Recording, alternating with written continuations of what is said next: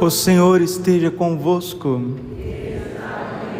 Proclamação do Evangelho de Jesus Cristo segundo João.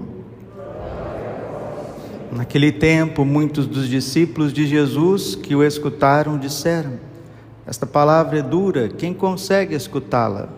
Sabendo que seus discípulos estavam murmurando por causa disso mesmo, Jesus perguntou: isto vos escandaliza? E quando virdes o Filho do Homem subindo para onde estava antes? O Espírito é que dá a vida, a carne não adianta nada. As palavras que vos falei são Espírito e vida, mas entre vós há alguns que não creem. Jesus, desde o início, sabia quem eram os que não tinham fé e quem havia de entregá-lo. E acrescentou: é por isso que vos disse, ninguém pode vir a mim a não ser que lhe seja concedido pelo Pai.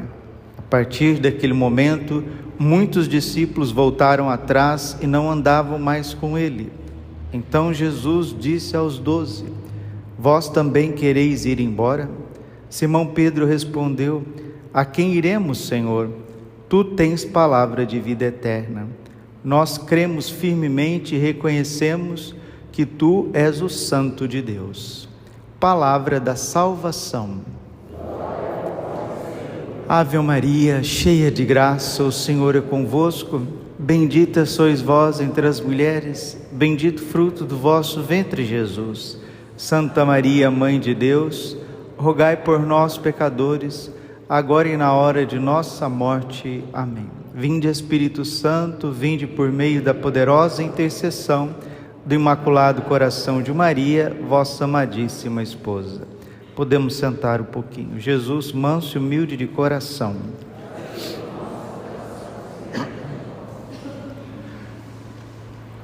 29 de abril celebra-se a memória de Santa Catarina de Sena, Virgem Doutora da Igreja, patrona da Itália, copadroeira da Europa. Catarina nasceu em Siena em 1347, uma cidade de 3.500 habitantes, mas uma cidade muito importante da Itália, onde a fé já tinha sido enraizada. Catarina de Sena, desde muito cedo, só queria amar e servir nosso Senhor Jesus Cristo. Analfabeta, não sabia ler nem escrever. Mesmo assim, nosso Senhor vai dar a ela uma sabedoria e uma dignidade para ensinar papas e os políticos da época. Catarina de Sena não era religiosa de convento, ela era da ordem terceira de São Domingos de Gusmão, era dominicana leiga, vivia na sua casa. Uma mulher sempre bem vestida, uma mulher bonita, cheia de bom senso, sabia se portar, gostava de cozinhar, gostava de fazer as coisas para as pessoas e recebeu os maiores dons místicos que você possa imaginar.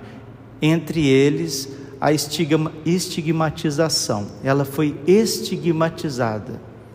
Ela carregava no seu corpo as marcas das chagas de nosso Senhor Jesus Cristo, assim como São Francisco de Assis, Santo Padre Pio, Santa Rita de Cássia e tantos outros santos legitimamente estigmatizados na história da Igreja. A época que viveu Santa Catarina de Sena era a época de um certo cisma, onde a sede da Igreja estava saindo de Roma para ir para Avignon, na França. Santa Catarina não hesitou, ela escreve ao Papa, exorta o Papa e diz: Vossa Santidade, volte correndo para Roma, porque o vosso clero aqui está cheirando o enxofre do inferno, está fedendo o inferno, volte rápido, cuide do clero, cuide do clero. E ela dizia para o Santo Padre, com todo respeito, com toda filiação, com toda a humildade que lhe era própria, mas com todo o profetismo, que cardeal vestido de vermelho, se não é obediente à sã doutrina, se não é obediente ao Papa, não passa de demônio vestido de vermelho. É o que outro estigmatizado também dizia: esses santos místicos não tem como brincar com eles. Padre Pio dizia: o padre ou ele é um santo ou ele é um demônio, não é? Porque aqui no evangelho de hoje, quando Jesus vai dando a sua doutrina eucarística, vai mostrando que ele realmente é comida, a sua carne é realmente uma comida, o seu sangue é realmente, verdadeiramente uma bebida. Jesus vai mostrando a radicalidade do seu amor, e muitas pessoas se escandalizam disso. Qual que é o problema da ruptura dos primeiros discípulos? A Eucaristia. Qual que foi o problema também da ruptura de grande parte de cristãos na Revolução Protestante? A Eucaristia. Mas São Pedro, cheio do Espírito Santo, João 6,68, ele vai bradar, e esse grito fica por toda a eternidade: Senhor, a quem nós iremos? Só Tu tens palavra de vida eterna. Só Jesus sacia. Jesus é o tudo de Santa Catarina de Sena. Ela é completamente apaixonada pelo Senhor Jesus. E como ela não conseguia ficar o tempo inteiro na sua cela, na sua casa, em contemplação, adorando, ela precisava trabalhar. O Espírito Santo impelia Santa Catarina a ir conversar com pessoas importantes, recebia pessoas muito importantes.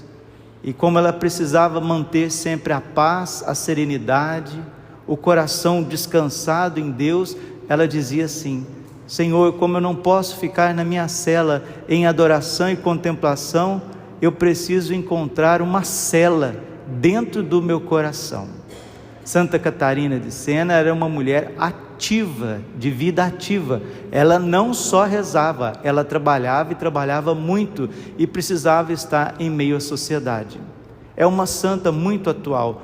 Não é à toa que é padroeira da Itália e copadroeira da Europa, ao lado de São Bento de Núrcia, que era outro santo muito trabalhador. Quando os exorcistas, na época de Santa Catarina de Sena, não conseguiam expulsar os demônios, levava até a cela de Santa Catarina de Sena. Só de começar a entrar na casa dela, eles começavam a berrar, a uivar, e dizendo que com essa mulher eles não podiam. E qual que era o segredo de Santa Catarina de Sena? Um dia o demônio disse para ela: contra você eu não posso nada. Porque quando o demônio a humilhava, mostrava os seus defeitos, ela recorria à misericórdia de Deus. E quando o demônio começava a levantar a bola, começava ali, querer levá-la para a vanglória, para a vaidade, achar que ela era alguma coisa muito importante, ela se humilhava aos pés do crucifixo. Um dia o demônio deu um berro, um uivo, e saiu correndo, dizendo: contra você eu não posso nada, porque quando eu te humilho, você recorre à misericórdia, quando eu te exalto, você se prostra humildemente. Deu um grito e foi embora. Santa Catarina de Sena era mater, era mãe de exorcistas, ou seja, ensinava o caminho de expulsar o demônio.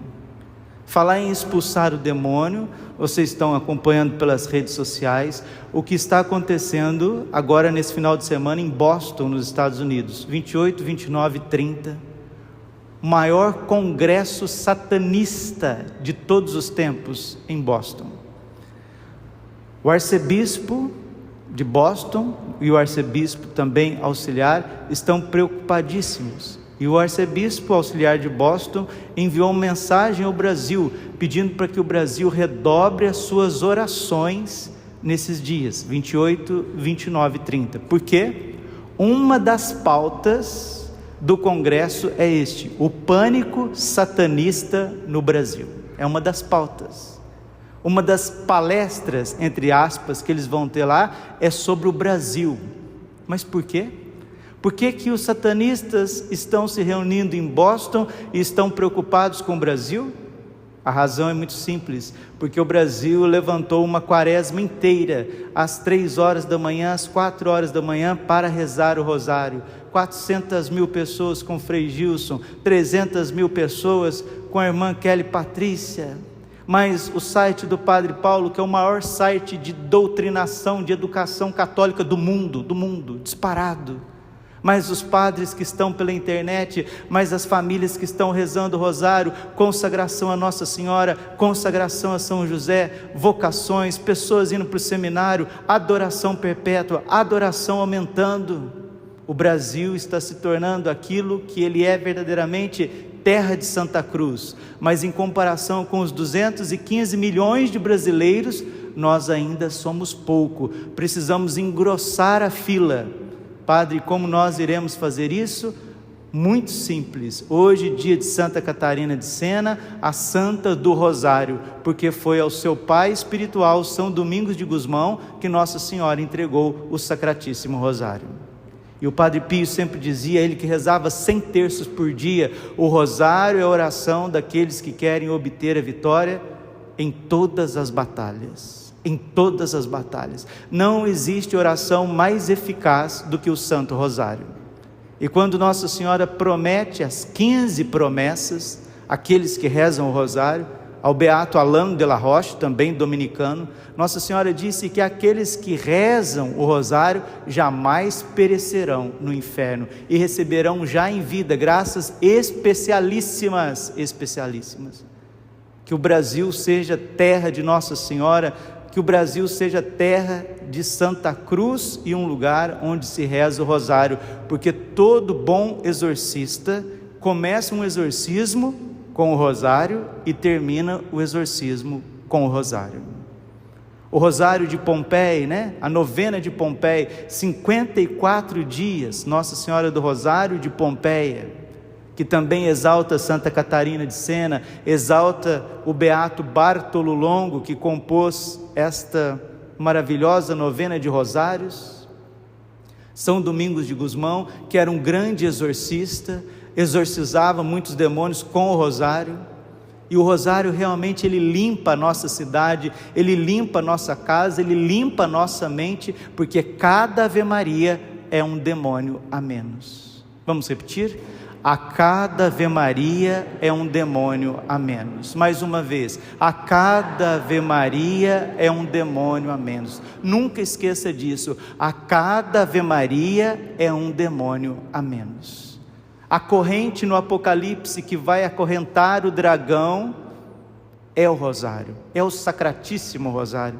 E São Miguel, que é o patrono da milícia celeste, que é o príncipe da milícia celeste, ele quer nos formar na batalha espiritual. Meus irmãos, para que um congresso satanista a nível internacional esteja preocupado com o Brasil, é porque o rosário ele tem um poder no mundo espiritual que a gente não faz ideia. São Pedro, Julião e Marta, outro santo extraordinário, aquele que promoveu a adoração perpétua, foi o primeiro santo na igreja a promover a adoração perpétua. Nós ganhamos uma relíquia do osso de São Pedro, Julião e Marta, e aqui na capela São João Bosco, em Várzea Grande, temos essa moção do céu, esse querer do céu, capela de adoração perpétua, porque é necessário, porque nós católicos, nós cristãos, nós homens e mulheres de boa vontade, se nós não avançamos no bem, nós retrocedemos para o mal. E a verdade é clara, se a igreja e a sociedade civil não pune o mal, não mostra o que é o mal acaba punindo o bem. Ontem falava para vocês do renascentismo. O renascentismo vai gerar o protestantismo. O protestantismo vai gerar o iluminismo maçônico. O iluminismo maçônico gera dois grandes males: o capitalismo selvagem e o seu inimigo, que na verdade é seu parceiro, no fundo, o comunismo. Do comunismo vem o ateísmo, do ateísmo vem o tribalismo, esse movimento, faça amor, não faça guerra, sexo livre, não tem gênero, não tem identidade, tribalismo. Do tribalismo chegamos ao satanismo. Renascentismo, protestantismo, iluminismo maçônico, revolução industrial, comunismo, tribalismo, satanismo. Se a igreja não punir o mal, e se a sociedade civil não punir o mal vai punir o bem. Grava isso. Entendeu? Enquanto você ficar tomando chazinho com o capeta, daqui a pouco ele destruiu a igreja, destruiu a sociedade, destruiu a tua família. Vá de retro, Satanás. Nunca nos aconselhes coisas vãs. É mal que tu me oferece, bebe tu mesmo teu veneno. O certo é certo, o errado é errado. A virtude é virtude, o vício é vício. A luz é luz, as trevas é trevas. Não tem conciliação entre o bem e o mal. 2 Coríntios capítulo 6. Vamos rezar o rosário e o movimento de adoração que o exército de São Miguel está promovendo. Padre Duarte Lara, grande amigo, grande sacerdote, exorcista, discípulo do Padre Gabriel Amorte, ficou 10 anos com o Padre Gabriel Amorte, aprendendo esse ministério tão profundo, tão necessário, que é ridicularizado por muitos dentro e fora da igreja. Enquanto a gente faz piadinha com o demônio veio para matar, roubar e destruir. O prazer da igreja, diz São João Crisóstomo, não é pregar sobre o demônio, mas é denunciar as obras do demônio.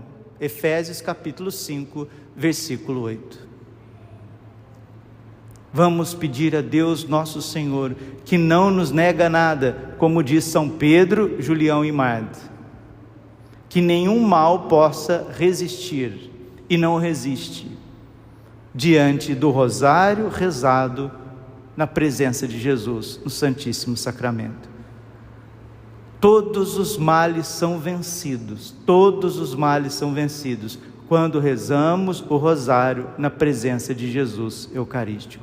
Não há mal que resista ao Santo Rosário rezado diante do Santíssimo Sacramento. Vamos dizer com o Padre: não há mal que resista, não há demônio que resista, não há heresia que resista ao Santo Rosário, rezado diante do Santíssimo, diante do altar, diante da adoração. E aqui São Pedro, na primeira leitura, está curando uma pessoa acamada, está curando Enéas. Encontrou aí um homem chamado Enéas, que estava paralítico e que há 8 anos jazia numa cama. Pedro disse-lhe: Enéas, Jesus Cristo te cura, levanta-te, arruma tua cama. Levanta-te, arruma tua cama. O que significa isso? Arruma a tua vida. Desperta tu que dormes, acorda de madrugada, acorda mais cedo, vai na missa, vai rezar, abre a Bíblia. Aí mais para frente, continua a santa leitura. Em Jope havia uma discípula chamada Tabita, nome que quer dizer gazela, Tabita gazela. Eram muitas boas obras que fazia e as esmolas que dava. Por que que a Sagrada Escritura coloca Enéas, o paralítico, do lado de Tabita, a gazela? Para mostrar que se você não for ágil na oração, se você não for esperto nas boas obras, você vai ficar paralisado numa cama. Que Deus nosso Senhor nos conceda a graça da oração. Essas 40 horas promovidas pelo exército de São Miguel, começou ontem, às 10 horas da noite, e vai até o domingo, amanhã, às 15 horas, 3 horas da tarde, hora da misericórdia. São Bernardo diz assim: são fortes as potências do inferno, mas a oração é mais forte que todos os demônios. Rezemos mais o rosário, porque se o inimigo de Deus está com medo, está com pânico daquilo que está acontecendo no Brasil, é porque o Brasil, nas suas misérias, nas suas fraquezas, nas suas paralisias, está sendo curado para a oração, está sendo curado para as boas obras, e é isso a incipiência, o germe do triunfo do coração imaculado de Maria, porque o inimigo sabe que pouco tempo lhe resta. Pare de perder tempo, meu filho, pare de perder tempo, minha filha, seja essa gazela, seja uma pessoa ágil para rezar, para fazer o bem, para trabalhar. É isso que Deus quer conceder a nós, essa agilidade do Espírito Santo, a unção do Espírito Santo, gosto pela oração, pela penitência. Assim nós vamos apressar a vitória de Nossa Senhora, porque ela que esmaga a cabeça da serpente. E outra coisa que faz a gente pensar, e faz a gente pensar bem, se o próprio demônio está preocupado com o rosário, se os próprios satanistas, nos seus congressos, estão preocupados com a penitência, com a vigília, é porque tem um poder muito grande, né? Tem hora que os próprios demônios confessam o valor das coisas católicas mais do que próprios católicos e ministros de Deus.